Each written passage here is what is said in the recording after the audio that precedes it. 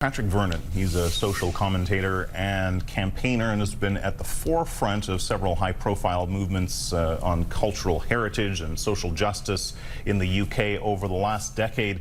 What struck me from that report that we just saw, aside from the ignorance of those responsible for the banner, you know, how the club and the city has come together. We saw yesterday the club captain made a powerful statement of unity. It's not something we've always seen from football players who hitherto usually shy away from social issues. So does the reaction to this incident suggest we've reached an inflection point, do you think?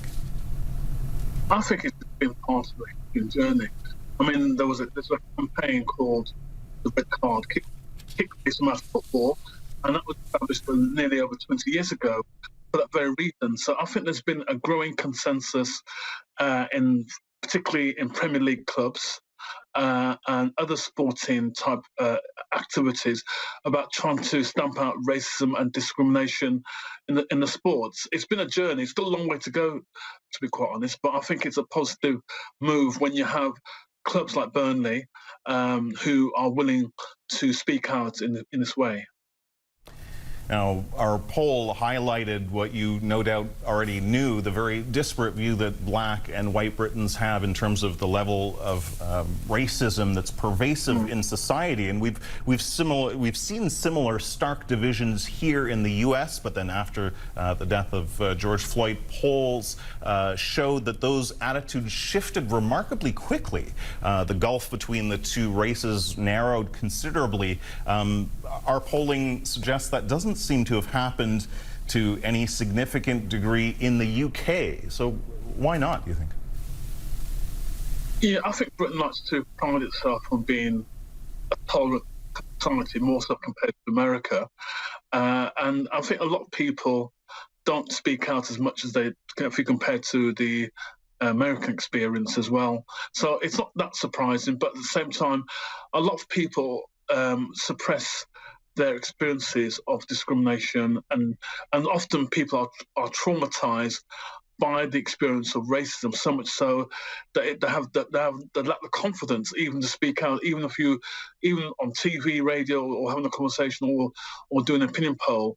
And what was interesting around the Black Lives Matter global movement, and when it came to Britain, it gave the permission for lots of black people in Britain and white people the permission to talk about their experiences of racism in the boardroom, in sports, in housing projects, in the community, everywhere, in terms of architect, in terms of museums, the pulling down of the Colson statue.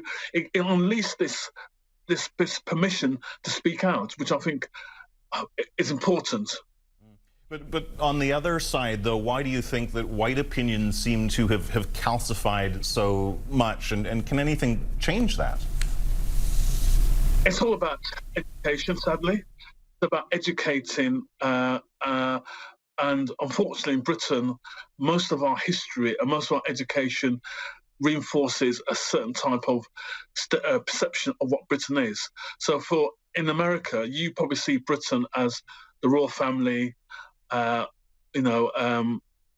maybe some pop stars, or maybe the other extreme, people, working class people up in the north of England.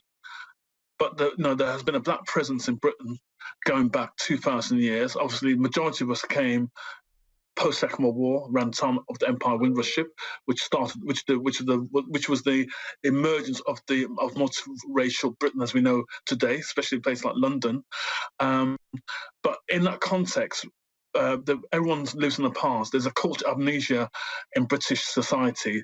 They don't, for example, they don't make the connections between the links between the transatlantic slave trade and all the wealth and profits that were made in Britain.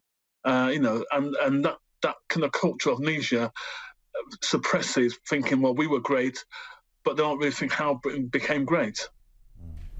Well, hopefully that can change. Thank you so much for joining us, Patrick Vernon.